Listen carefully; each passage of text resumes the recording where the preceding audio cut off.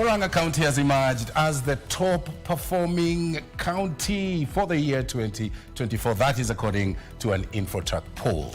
Meanwhile, KBC management paid a heartfelt tribute to veteran broadcaster Leonard Mambo Mbotela, who passed away aged 84. From wherever you're watching us, this is Prime Edition coming to you live from Broadcasting House here in Nairobi, Kenya. Good evening. My name is Mboya. Good evening. I am Muchuma Odim. Our live broadcast begins now with a look at today's top stories.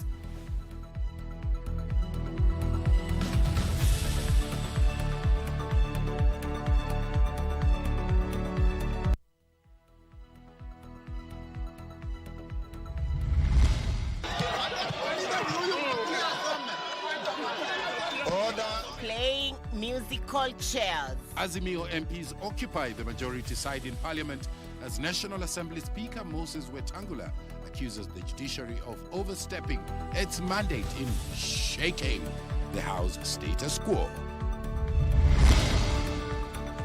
The last lap. Prime CS Musalia Mudavadi to lead Kenya's advance team to Addis Ababa to intensify Raila Odinga's chances of becoming the African Union Commission chairperson. Well, 87% of people in Murang'a, which is the top one, say that things are better than before, devolution was introduced in 2024. And ahead of the pack. Murang'a is the #1 performer in an opinion poll conducted by Infotrack across Kenya's 47 counties.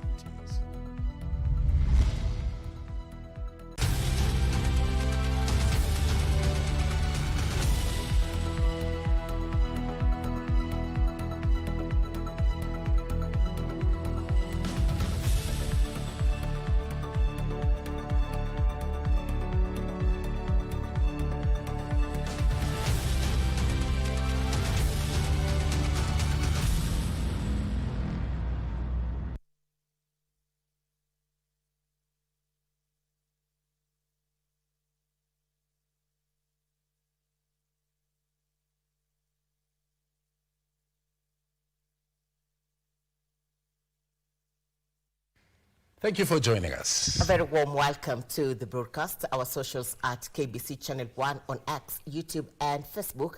Our sign language expert tonight is Brian Murado. And we start off this live broadcast with a look at our top story. The Speaker of the National Assembly, Moses Wetangula, will give directions on which coalition between Azimio and Kenya Kwanza that is the majority side Wednesday in the afternoon. This is after a supremacy battle ensued on the floor of both houses after Azimio La Umoja coalition members occupied seats of the majority side following a court order. Now, the Speaker, however, insisted that the court has no capacity or power to declare who is the majority or even the minority, saying that the matter lies squarely within the purview of the House. This story by Abdihaziz Hashim opens our coverage tonight.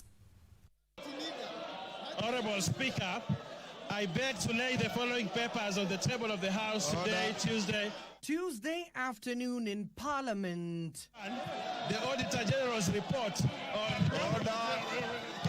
Both houses were rocked in chaos. Order. This is after the Azimio members took to the seats of the majority side following the recent High Court ruling.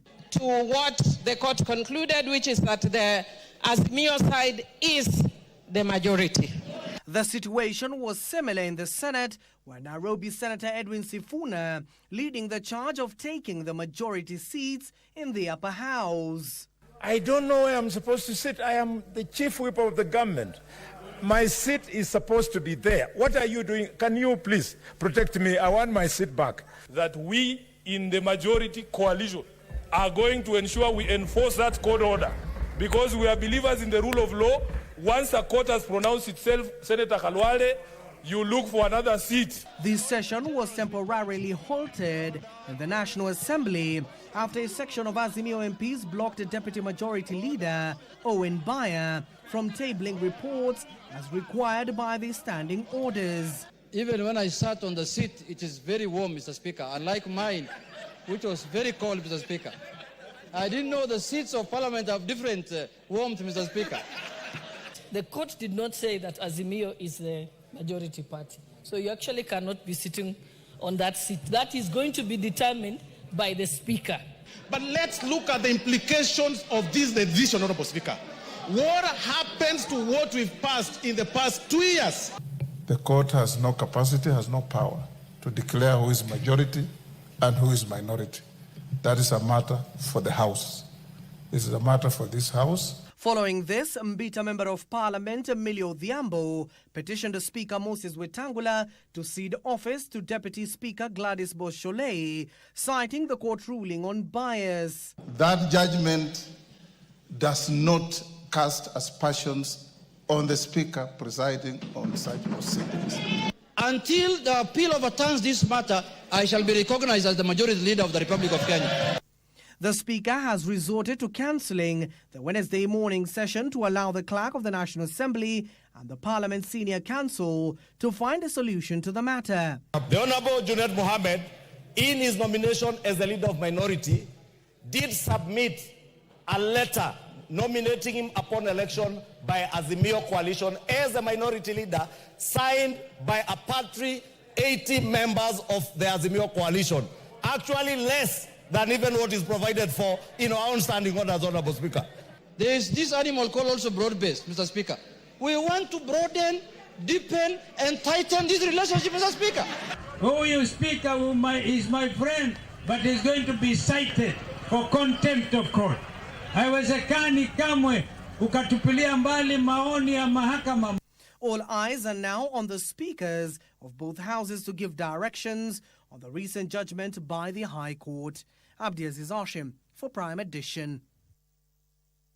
As we wait for that ruling by the Speaker of the National Assembly, let's now cross over and get the very latest developments around that selection panel at the IEBC. The Independent Electoral and Boundaries Commission selection panel has assured the country that there will be a new electoral commission in office by the end of April, quelling fears of a constitutional crisis. The Nelson Makanda-led selection panel noted that over 300 people had so far applied for positions as commissioners ahead of the 15th of February 2025 deadline. Giverson Minor reports.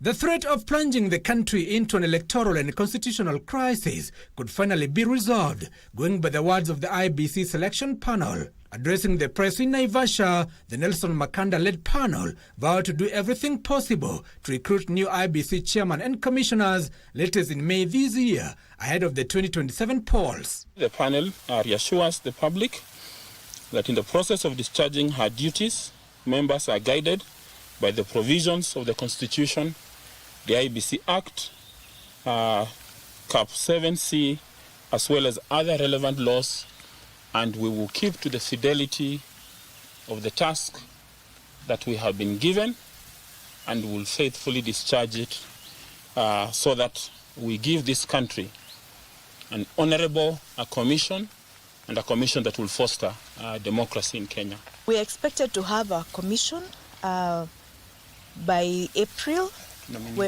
when we shall give the names of the nominees to His Excellency the President of the Republic of Kenya. The panel said it would sit to consider the applicants immediately after the deadline that lapses on the 15th of February. So far, as at 10th February, which is yesterday, the panel had received 339 applications. The application process is ongoing, and as placed in the advert, it shall expire at 5 p.m. on Saturday, 15th February 2025. The delay to reconstitute the IEBC was occasioned by litigations in court, stopping the present former paneling the selection body. However, the panel is again staring at another petition in court challenging the eligibility of Professor Adam Zolo, who also serves as President's advisor. But as far as we are concerned, there are no injunctions. Therefore, we are continuing with our work with that member until as directed by the court, because this commission, this panel, I apologize. The recruitment of the new commission would also be a relief to the constituents of Banisa and Ugenya constituencies and other wards across the country that still wait for by-elections to choose their representatives in Parliament and county assemblies. Giverson Minor, Prime Edition. Will IEBC be in office by May? That is the question. We will be tracking for you the developments as they unfold. Tom? That's right. Let's now look at the controversy around that university funding story. The Kenya University Students' Organization has confirmed that the receipt of 3.32 billion shillings in disbursements for the first and the second year university students for the 2024-2025 academic year has come through. The university students hailing the government for the timely intervention to enable the studies to proceed.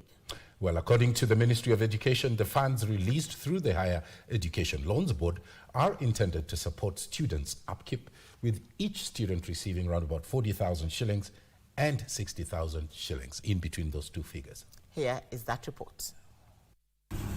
In a significant move aimed at addressing the ongoing financial struggles in higher education, the government has finally made good on its promise to release the much-awaited university funding for first and second year students for the 2024-2025 academic year.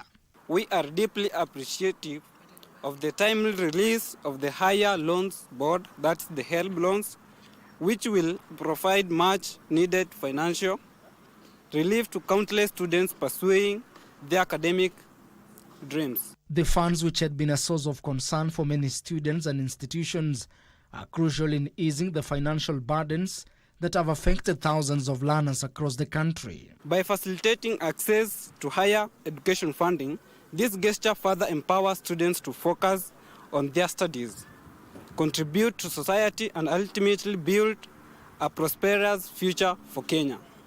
Na kama si watu wa vyuo vikuu, saa zingine tunateseka kifedha kwa kukimu mahitaji yetu, lakini Rais Ruto ameweza kupanua, kwa Kiingereza naita ile bracket over ya pesa, kwa sababu unapata kwa first years na second years pesa yao ya HELB imeongezeka na kila mtu na tunapata kwa muda inayostahili. The delay in releasing the funds had led to a wave of protests and strikes, with students calling for immediate action.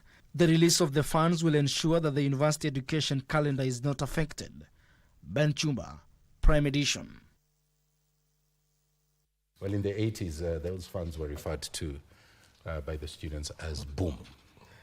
In other developments tonight, Murang'a County has been ranked the best performing devolved unit for the year 2024, according to a survey conducted by Infotrack. Now, that survey, conducted between October and December of last year, 2024, that sampled 36,200 residents across the 47 counties, also placed Homa Bay, Trans Nzoia, and Kirinyaga among the two best performing counties since the introduction of devolution in 2013. Let's now look at that story in more detail. According to the report of the survey released today by Infotrack, respondents polled from across the country were asked to rate key devolved functions including health, agriculture, roads, energy and education in their regions. Currently, the function that is getting the highest percentage or the highest score or index are education at 46%, and then we also see environment and natural resources at 46%. We see energy third at 44%, agriculture, culture, sports, water management, sanitation, social services are at fourth with 43%.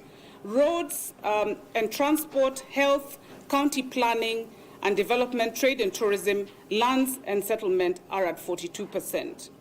Residents of Murang'a County gave their county government the highest approval rate at 52%, followed by Homa Bay at 51%, while Trans Nzoia and Kirinyaga had 48% of their residents expressing satisfaction with their growth. Well, 87% of people in Murang'a, which is the top one, say that things are better than before devolution was introduced in 2024. Homa Bay, 79%. So people are really, therefore, we can say, excited and feeling the effects of devolution. Kisumu, we see 78%. Nyeri, West Pokot, between 77 and 74%. Indeed, if you look at all the counties, from Muranga all the way to Nandi, majority of Kenyans are there, or residents in those counties feel that devolution is making a difference. 27% of Kenyans expressed disappointment with service delivery in their counties, citing increased corruption. The second thing that makes them give lower, ratings than what they used to do 10 years ago is poor service delivery in key sectors, particularly in health, education, and infrastructure. And then 13% mentioned that they initially had high expectations for devolution, and these expectations have not been met. Joseph Wahungu for Prime Edition. From the info track, County Scorecard, back to broadcasting us here in Nairobi, Kenya, to take our first break. The time now, 14 minutes past the top of the hour. Coming up, a lifeless body of a 3-year-old girl has been recovered in Muranga. A sad story. We'll be bringing you the details after the break. Stay with us.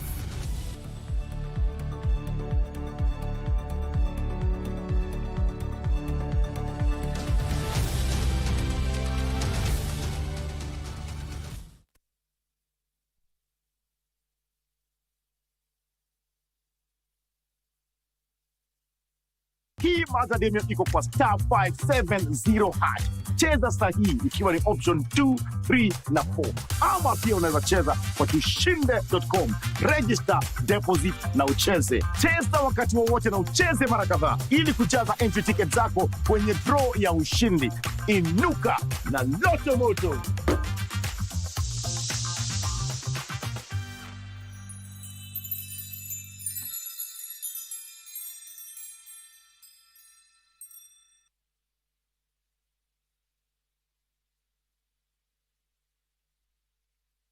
From the bliss of new beginnings to the trials of commitment, this is a celebration of resilience, passion, and the power of togetherness. Join us as we unravel real-life stories, because every journey deserves to be cherished, for better, for worse, on KBC Channel 1.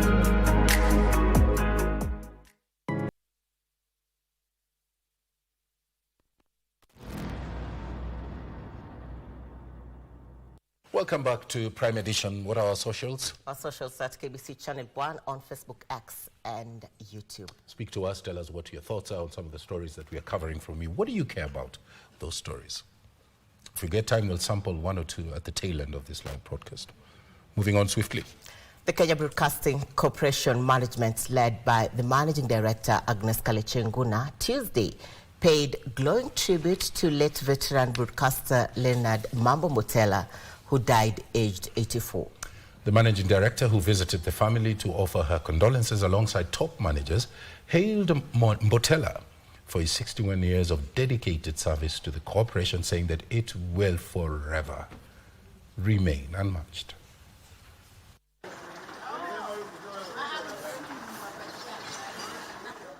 At the home of veteran broadcaster Leonard Mambo Mbotela in Lang'ata, Nairobi County,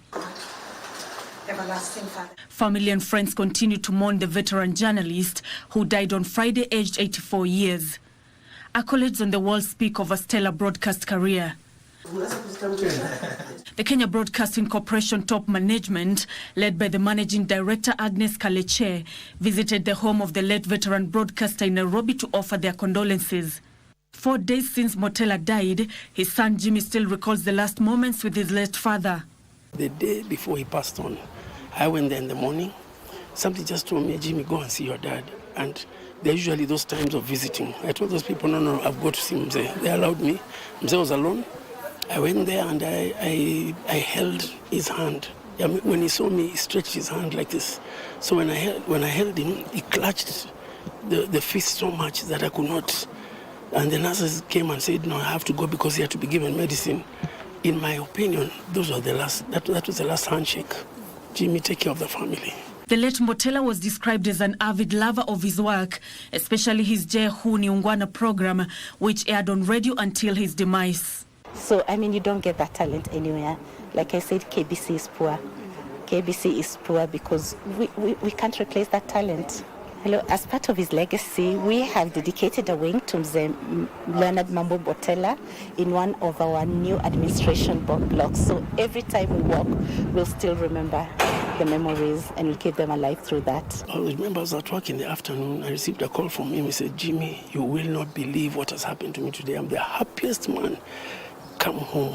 When you finish with work, come home. When he came, he was in very high spirits. He told me, Jimmy, you will not believe a wing has been dedicated to my name. I feel like all the effort that I've put in all those years has been seen and has been appreciated.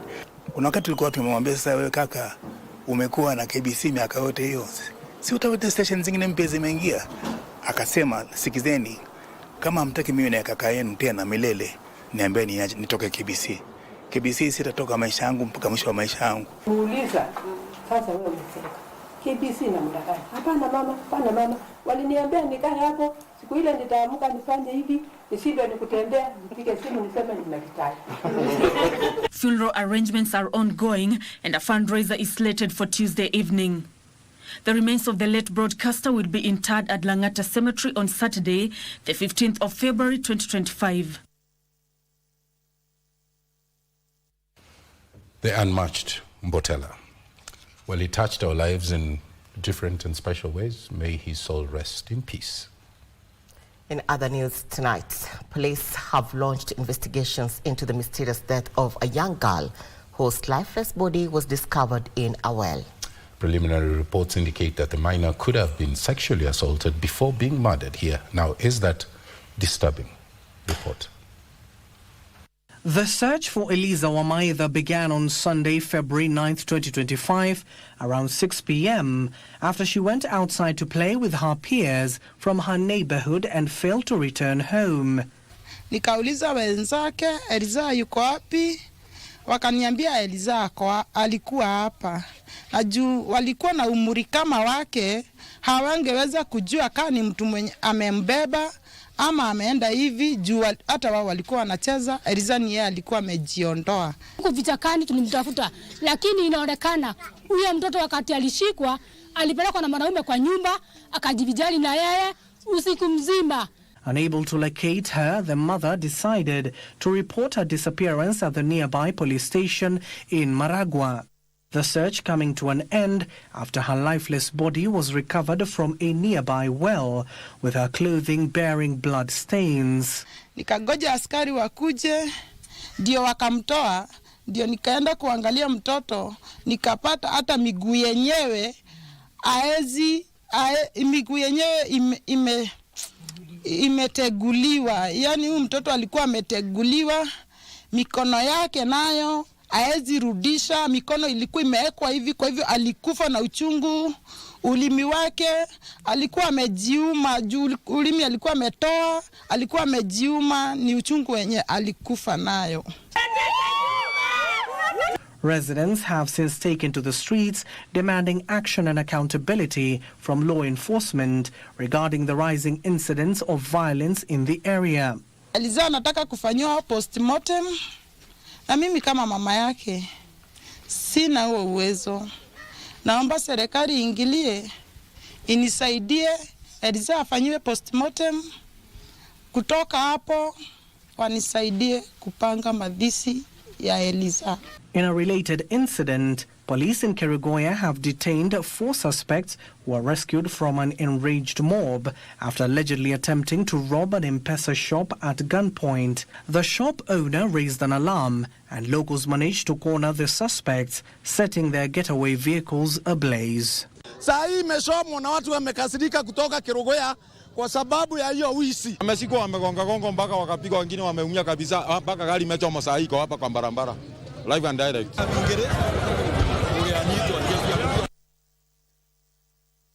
Disturbing articles under Crime Watch to security issues. All right. Let's look at other matters in regards to security. The Independent Police Oversight Authority has launched investigations into an incident in which 4 members of the public were shot and seriously injured in Barwesa, Baringo County.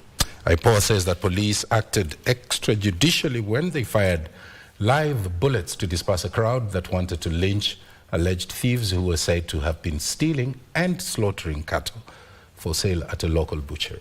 Mboya Samati, an IPOA commissioner who visited the gunshot victims at the Baringo County Referral Hospital, said the authority continues to be alarmed by recorded incidents of police brutality across the country. The shooting led to the paralysis of businesses in the area as residents protested the shooting of the 4.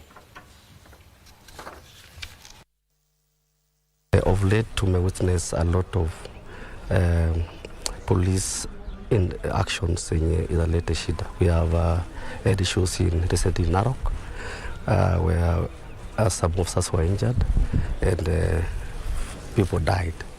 So we want to ask also Kenyans to not to take the law into their own hands, and also we want to ask the police to manage public order in a human rights perspective. We have seen problems, especially where we have demonstrators and police are called to manage, and they have done, I can say, poorly in public order management. So as IPOA, we want to assure the country that we will, all those police officers responsible, especially the rogue officers. Na ninaomba kwa niaba ya watu wa Barwesa kwamba hatua kali ichukule ile officers wamepatikana wakifanya kitendo hicho. Usuri wanajulikana.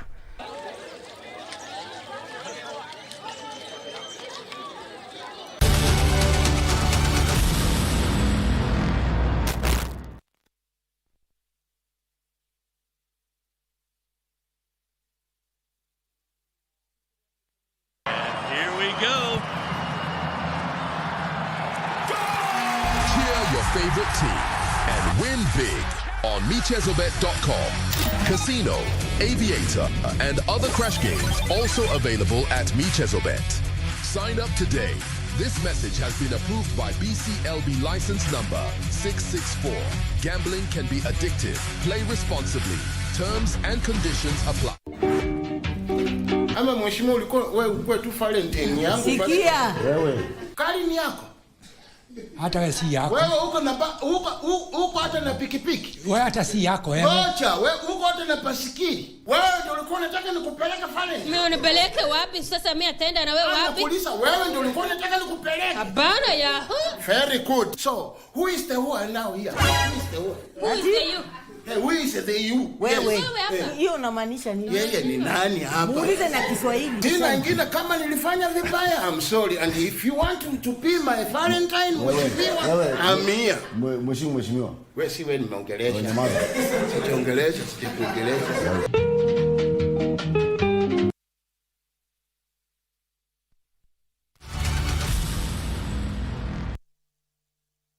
Come back, you're watching Prime Edition.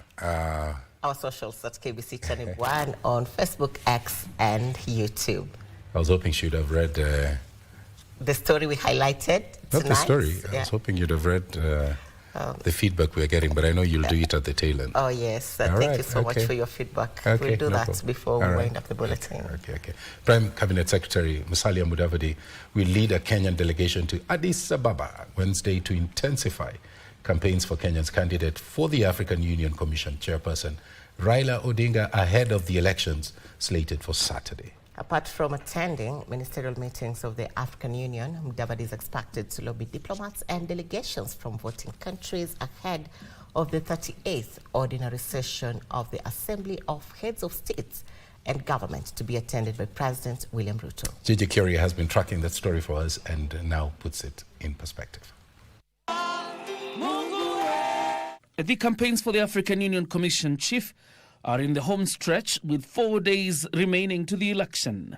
Kenya will intensify boardroom negotiations and campaigns beginning Wednesday. Prime Cabinet Secretary Musalia Mudavadi will be leading the Kenyan delegation for a series of meetings ahead of President Ruto's arrival in Addis Ababa later in the week. Mudavadi says a win for the former premier will leverage Kenya's position in the continent and put a Kenyan at the helm of the key decision-making in the continent, where he will be the amplifying voice and bargaining power of Africa. The Prime CS will attend the African Union's 46th session of the Executive Council to be held from Wednesday at the level of foreign ministers of AU member states, where they will vote for the AUC commissioners. The meeting will precede the 38th ordinary session of the Assembly of Heads of State and Government of African Union Summit, to be attended by President William Ruto, after which the election will be conducted. Other than the affairs of the election, President Ruto, while in Addis, will chair the meeting of the Committee of the African Heads of State and Government on Climate Change, and also give a progress report to the Assembly on the AU institutional reforms as a champion on the institutional reforms of the African Union. John Jacob Curia, Prime Edition. To the corridors of justice, Amilimani Court has issued a 24-hour warrant of arrest against a senior officer of the East African Development Bank. The accused Isaac Nyongesa Okwara is facing charges of giving false information against a former cabinet minister failed to appear in court for plea taking, prompting the prosecution to push for his immediate arrest. Details in the Scales of Justice segments. Any other person in the quorum would want to say anything so that it's on record? The accused was summoned on 20th January this year and ordered to appear in court on 11th February, but failed to do so. Where a matter of fact has been brought to the attention of the court as to proceedings in a superior court which affect the proceeding in the court in question. Nyongesa is accused of giving misleading information to a DCI officer in August 2023, claiming that former Minister Raphael Tuju had committed various criminal offenses as a company director. When the matter came up for plea taking, the accused, through his lawyer Fred Ojambo, told the court he was outside the country on official duties. Seeking the stay of the proceedings in this case. Trial Magistrate Dolphina Legos further informed that an application had been made before the High Court, seeking to stop the proceedings before the lower court. Even this court, even if you wanted to accommodate them to a point of breaking your spine, Your Honor, you cannot.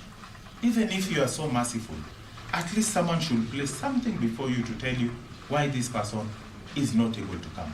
However, the prosecution vehemently opposed the prayers, urging the trial magistrate to take judicial notice that the accused was aware of the court date but chose to disobey. There is no court order issued by Justice Chacha Mwita. They are speculating they'll get orders. That is how much they hold this court in contempt. The warrant of arrest is hereby issued in abeyance for 24 hours against the accused person as we await the stay orders from the higher court. This ruling is read and delivered in open court this 11th day of February 2025 at 2:27 East African time. The matter will be mentioned Wednesday, 12 February to confirm the progress. I respect the judiciary because despite the fact that we have some crooks in the system, it has been shown this afternoon that there are upright people who can follow the law. And that's why we have a warrant of arrest of senior IEBC official. Ruth Wamboy for Prime Edition. From the courts to Health Watch. Now, stage 3 and stage 4 cancer patients now have a better chance of receiving effective treatment, not the one you're telling me. This one is a precision medicine which tailors medication based on a patient's DNA. A task force dedicated to leading the regulation and policy development of precision medicine in the country was announced at the 15th KEMRI Annual Scientific and Health Conference. Now, according to statistics, 70% of Kenyans are diagnosed too late, a little too late, with stage 3 and also stage 4 cancers. Mambo, our health reporter, has that report. The 15th Camry Annual Scientific and Health Conference brought together local and international scientists to present their research on precision medicine, considered the next frontier in managing chronic diseases like cancer. According to scientists, 70% of Kenyans are diagnosed very late with stage 3 or 4 cancers, leading to poor treatment outcomes. What we keep seeing in the news or hearing in the news that a patient with stage 4 disease is doomed to die doesn't have to be a reality. Precision medicine tailors healthcare based on a person's genes, environment, and lifestyle. Individuals are not the same, cancers are not the same, and so we should not treat them the same. We adopt precision medicine and we are able to look at how do our populations respond, both looking at the DNA, genetic makeup, and that guides on how we manage the cases. Inasmuch as precision medicine offers hope for chronically ill patients, challenges still abound from the cost, infrastructure, and even expertise. Health Principal Secretary Mary Muthoni unveiled a 10-member task force chaired by Dr. Omar Luga, Ministry of Health Head of Research and Development, to lead the development of regulations, policies, and implementation of precision medicine in mainstream healthcare services. We will develop the training programs for health workers, researchers, and policymakers to integrate precision health into the mainstream healthcare. This is something that you can equally discuss with various institutions that are training healthcare workers, so that we can come up with a comprehensive curriculum that we could integrate into the graduate school. Precision medicine has the potential to improve universal health coverage by customizing care to individual needs. Mambo reporting for the Prime Edition. Water here, water there, but not a single drop to drink.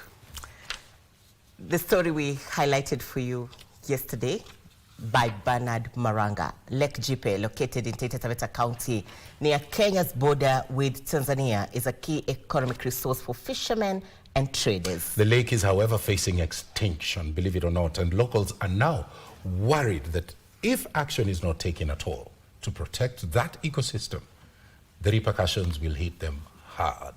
Bernard Maranga was in Taita Taveta County and filed this report. This is Lake Jipe in Taita Taveta County, an important source of water and livelihood for thousands of residents, including fishermen and traders. Kazi kama hii ina faida kwa kina mama, sababu kuna majukumu mengine huwezi fanya kama huna kipato. Ziwa Jipe limetunufaisha kwa sababu tunapata kipato hapa ndani. The lake is also the only important habitat for endangered fish species known as the Jipe tilapia. At the moment, you rarely find the two endangered species in this part of the lake. And basically because this is where fishermen concentrate their efforts. Apart from being a tourist attraction due to wildlife, the over-reliance on fishing has put a lot of pressure on the lake. Fast-spreading weed and siltation have left the community worried. Kutoka siwezi. Mpaka inabidi niitishe msaada kutoka nje kwa ajili ya hiyo mavitu. Na nyavu bado ndo zimeenda. The area covered by the sages and the papyrus is increasing.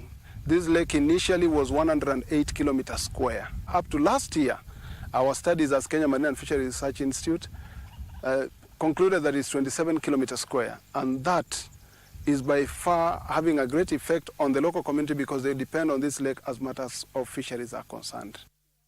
Fish sizes have also reduced over the years, leaving farmers with no choice but to go for the available sizes.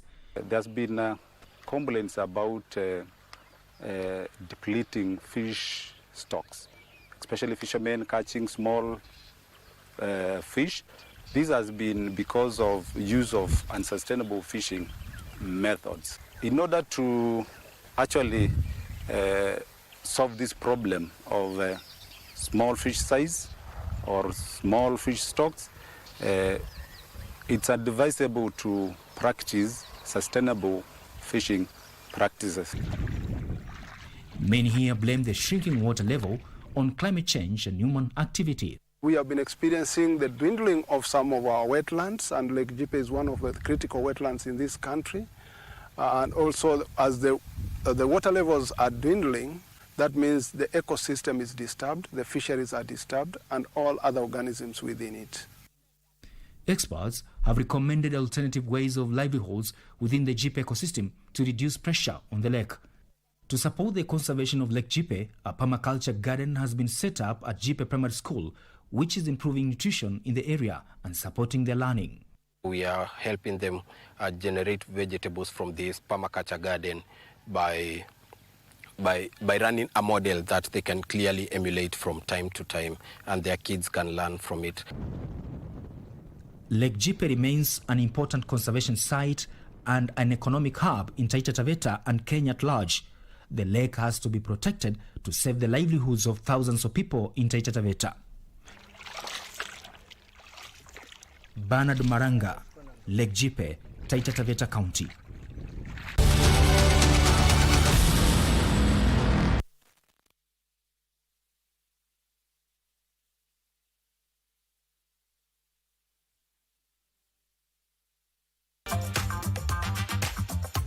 Inuka na moto!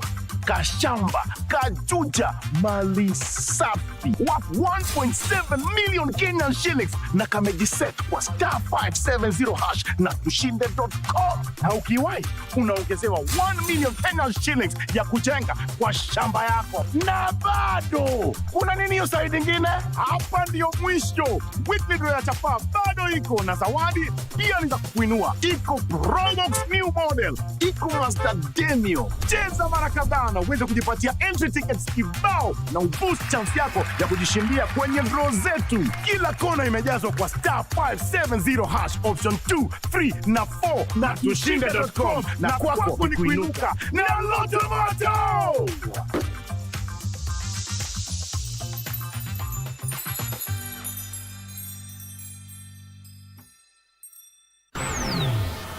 Radio, chemichemi ya mawasiliano, sauti inayotuleta pamoja, ikijivunia zaidi ya stesheni 15 za radio. KBC hakika ndiyo sauti ya Kenya, sauti inayopasua anga kwa mamlaka makuu, sauti inayotuleta pamoja. Katika sikukuu ya redio ulimwenguni, tunasherehekea urithi wetu, sauti za magwiji walioteka mawimbi kwa ubora usokifani, na pia sauti za chipukizi wanaodumisha mwengo wa utangazaji bora. Jiunge nasi, tujivunie mafanikio ya redio. Jiunge nasi, tusherehekee uwezo wa redio katika kutufahamisha, kutuburudisha na kututia shime ya kuja pamoja na kupambana na hali ya mabadiliko ya tabia nchi. KBC ni yetu. Itakuwa rahisi kwangu kufanya hii harusi ya binti yangu. Tangu unioe, tukiishi ile nyumba hata askari hakuna. Kulipotea kitu? Siku yangu haiwezi pita bila mimi kulia. Niache. Sitakanyaga tena njia zako. Sudi, hiki kichwa chako kina nini ndani, eh? Una akili kweli wewe? Kwa heshima na desturi zetu ilikuwa mbora aje hapa, sio wewe uende huko. Najisiri. Mwache basi msichana unitazame mimi. Aliyechukua ni nani? Sasa ni kunielewa, hunielewi ama? Ndio hii. Nimeitoa mwenyewe kidoleni mwake. Mnaanza nikatazama. Shemegi.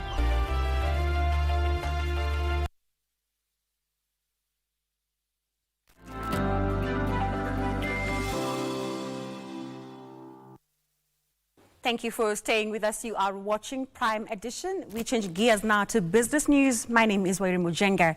Technology service providers are being urged to enhance their vigilance online and set up more safeguards to ensure security of users. Broadcasting and Telecommunication Principal Secretary Professor Edward Kisiangani says emerging technologies present new challenges, underscoring the need to come up with legislation that can guide the use and adoption of the new technologies, such as artificial intelligence. Kenya's cyberspace faces challenges including unauthorized access into domains, hacking, cyber espionage, cyber harassment, identity theft, computer fraud, and child pornography. The Computer Misuse and Cybercrimes Act of 2018 was enacted to safeguard against such cyber risks. The government says there is need for collaboration between stakeholders to enforce these existing laws and come up with new ones to combat the negative effects of emerging technologies. As a challenge at which we need to communicate from the Kenyan perspective as we celebrate this day is that the UN and the UNESCO bodies, their attendant institutions such as ITU, should work together quickly so that we have certain universal frameworks. The National KSAT facilities facilitates collaboration and coordination with the local and international ICT service providers as well as the justice system.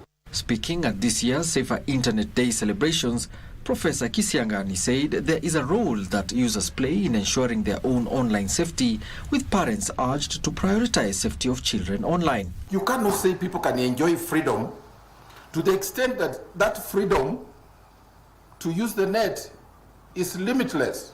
There's a lot of sexual exploitation, there's a lot of harassment, there is bullying. And so let us also be diligent to impart this wisdom to our young ones. Why is this important to us as service providers? It helps us to play a role in ensuring that it's not just our networks that are safe, but also the content and how we use the internet is safe for everybody. The latest Global System for Mobile Communications GSMA report projects that Kenya's digital economy will contribute 662 billion shillings to the country's gross domestic product by 2028 as Kenyans increase their activities online. Alan Oko, Prime Edition. The government plans to cut spending in the 2025-2026 budget to curb debt vulnerabilities and ensuring essential public services remain funded. This after the cabinet revised the proposed 2025-2026 budget from 4.5 trillion shillings to 4.2 trillion shillings. The cabinet plans to rationalize expenditure, boost revenue mobilization, and enhance tax compliance.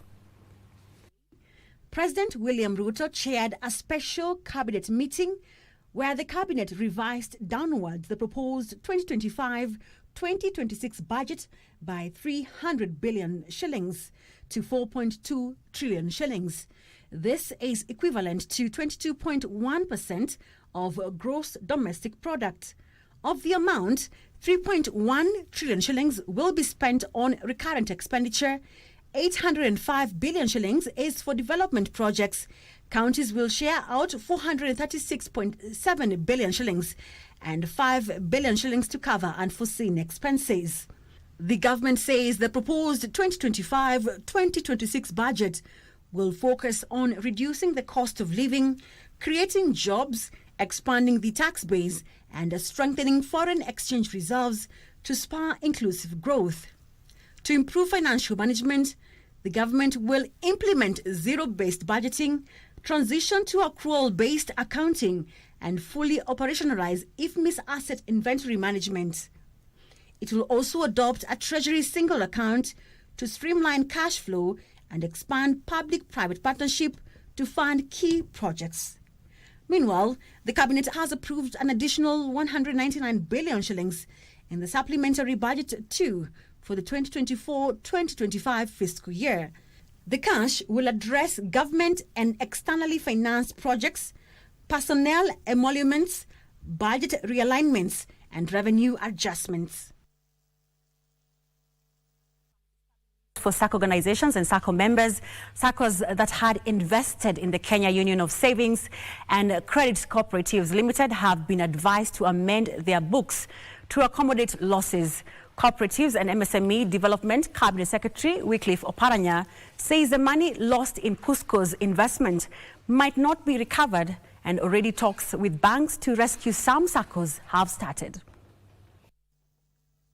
Cooperatives Cabinet Secretary Wycliffe Oparanya has handed over Kenya Union of Savings and Credit Cooperatives Forensic Audit Report.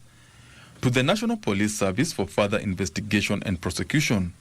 According to the audit, Cusco's top management misappropriated 13.7 billion shillings. An audit by PricewaterhouseCoopers shows that top executives misappropriated non-performing loans worth 3.7 billion shillings, overstated profits by 797.9 million shillings over 6 years. There was also irregular payment of commissions worth 2.7 billion shillings, among other economic offences. In his report, PricewaterhouseCoopers highlighted serious gross mismanagement. DCI is going to be directed to form a special team that can actually be able to concentrate on that alone, so that very soon you are going to get a feedback of how far we have gone in that direction. Affected SACCOs have been advised to spread their recovery over the years to cushion them from financial shocks. They are unlikely to recover this money. And even if a recovery process is undertaken, it will take too long. So we have told them that in terms of accounting prudency, they make appropriate provision in the accounts. Talks are ongoing with banks to bail out some affected SACCOs. We have also talked to various banks to support this process so that those SACCOs that are affected do not go under. In a raft of regulatory measures, Cusco mandate has been limited to advocacy and capacity building. Cusco is being restructured to be a lean institution to do two things only: advocacy and capacity building. Benson Rioba reporting for Prime Edition. We all hope something will be done. Now, a new innovation in e-mobility has been pioneered that will see electric motorcycles charged at solar-powered stations that are being set up. This is under a partnership between Kenyan auto dealer Autoparks and industry innovators TLG and Coffer that seeks to address the unique challenges experienced in Africa using renewable energy sources like solar. In addition, Autoparks has announced plans to roll out electric motorcycles designed to address the mobility needs in remote areas. Transformational for the African population, and we'll be starting in sort of the outskirts of Kenya and coming in so that also those who are outside of Nairobi can enjoy the benefit of an electric motorcycle and the impact that it can make in their lives. The key thing for us as COFA is that our part of this is ensuring that there are enough swap stations and enough fully charged batteries to meet the demands of users. And an important part of this is charging batteries with solar, because we think that there is an opportunity across Africa to use the sun to give cleaner energy at a cheaper cost. Okay. Well, that marks the end of business news tonight. Later on, sports update will be later coming to you by Karen Kibet. My name is Odim Mujenga. Have a good night.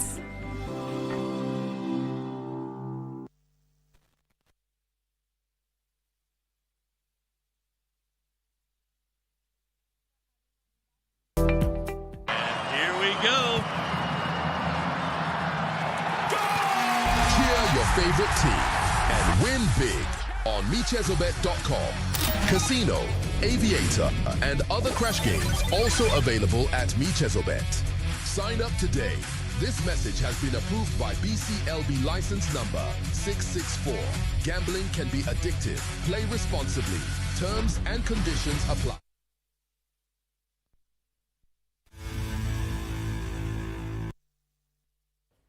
Welcome back to KBC Prime Edition. It's now time for sports. My name is Karen Kibet. The National Olympic Committee of Kenya, NOC, will support refugee athletes in the country to ensure they register good results in 3 upcoming major events, which will include the World Athletics Championship, the Youth Olympics in Dakar, Senegal, and the Los Angeles Olympic Games. President Paul Tergat affirmed this today when he attended the refugee team trials for track and field, taekwondo and judo at the Lona Kiplagat High Altitude Training Center in Iten. The final team will be named later by the selection panel based on today's results. Athletes from refugee communities, they are our brothers and sisters. And what we really want is to give them opportunity to open up, explore, and give them that leverage like all of us, like the other athletes, so that they can be able to achieve the very best also in their career. The International Olympic Committee project manager in charge of the athletes unit, Gonzalo Barrio, confirmed the IOC's commitment to support the refugee athletes through scholarships and specialized training ahead of international championships. But not all international federations allow refugee athlete participation at the moment. Our work is to work with them, for them to change their statutes and allow refugee athletes to participate in their competitions as any other athlete. Former 800 meters world champion Janet Jepkosgei, who coaches the athletes team, said they will select a strong team for this year's Tokyo World Championships in September, next year's Youth Olympics in Dakar, and the 2028 Olympic Games in Los Angeles, USA. And I believe by the time we reach the next Olympics, we'll have some people going to the finals in the Olympics from the refugee team. Among the athletes who expected to make the final refugee team include Perina Nakan, who competed in the Budapest World Championships in 2023, as well as last year's Olympics. The Olympic refugee team made history in the 2024 Paris Olympics when Cindy Ngamba became the first ever athlete to win a medal, a bronze, in the boxing competition. IOC imenisaidia sana, pia wanitafutie ma games, ninde pia nikimbie, kitamo nakanga tu.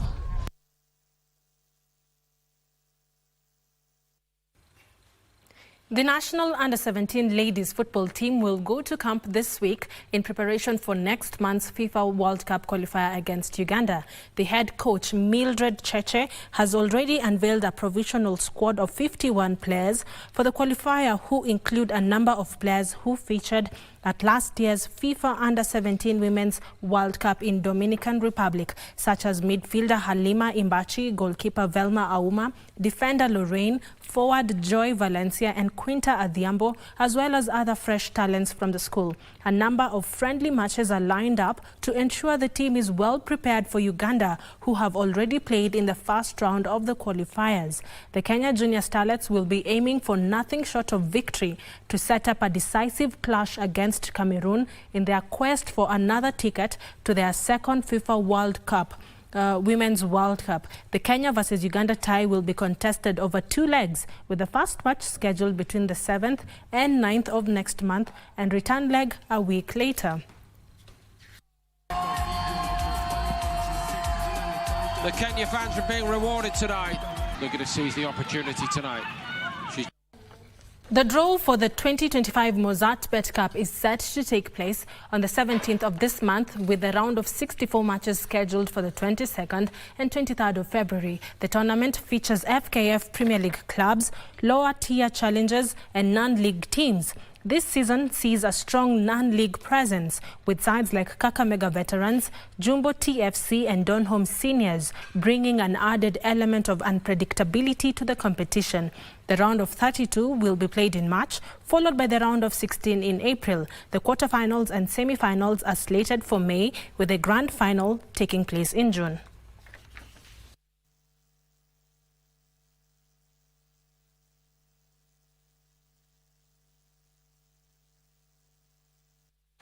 The Kenya Para Badminton Federation hopes to send a strong team to this year's Dubai Para Badminton International Tournament, scheduled in May this year. The team has been training at the YMCA here in Nairobi under the watchful eyes of Coach Morgan Kirimi and John Oganga. They are optimistic of making it to the podium in Dubai after an exemplary performance in the Egypt Para Badminton Tournament, where Neymar Stensi clinched a gold medal in the SUS classification, as Corinne won 2 bronze medals in the SS6 double for short stature. Anna Siombua and Mary Nduku, who also clinched bronze in Egypt, are working hard to improve on that, with, among others, Benson Motiso and Anthony Ojwang, who made it to the podium in Uganda. I'm doing quite good. Juu wakati pale nilipoenda pale Egypt, niliweza kukuja na bronze, of which I appreciated, and my rankings, I'm ranked world 31 and I'm Kenya 1 right now, and I hope I will do best in Dubai and na ranking itaweza kupanda. We went to Dubai in 2021 or 2020 but they won bronze in men's doubles. Yeah, so since then we haven't been participating international because of the ban we had in badminton. So that has been a challenge on our end. We are preparing for the Dubai Championship, and we are expecting to come with more medals this time, because at least we have more time to train now. Because like last year we did the last training in December, then we had to break for some time, the holidays and stuff. But now we have enough time to practice all the way.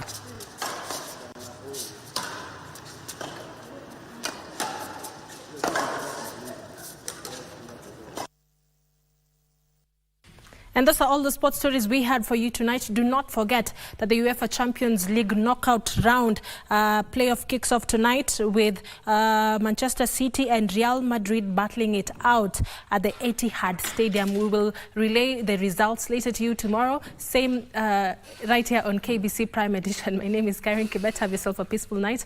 I hand you back to my colleague Muchuma, Odim and Mboya.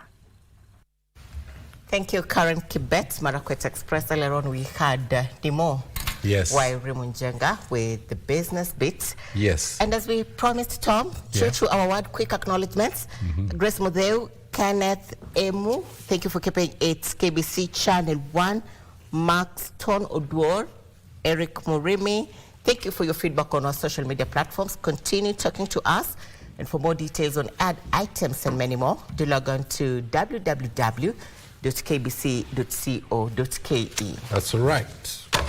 So we're going to bring this to an end on behalf of the Prime Edition team. Thank you for watching. My name is Mboya. Good night from Nairobi, Kenya. Our sign language expert tonight is Brian Muraro. My name is Muchuma Odim. Good night. God bless you.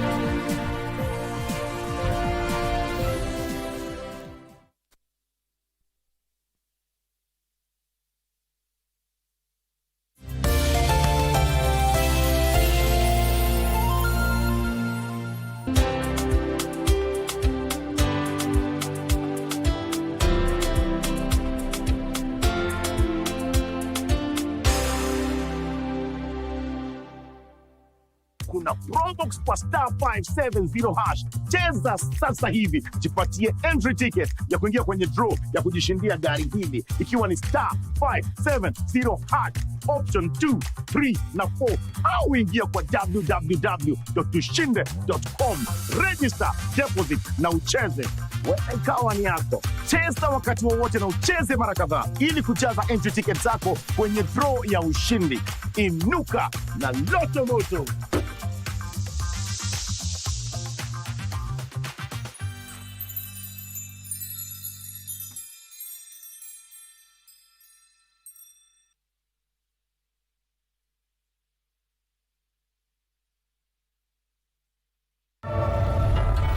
It's the first time I brought a girl to my house to see my parents. Oh, yeah? The director saw your photo and thought both of you were very suitable for this commercial. And she said she hoped to capture your most natural moment. You've been with her so long. Do you think she feels happy by your side every day? I don't know if she felt happy before, but recently she looked unhappy. Luomi Juan deserves a better man than me. She suffers because of me. But Mom, why are you crying? I finally understand. If I want a happy family, she must be happy. Plot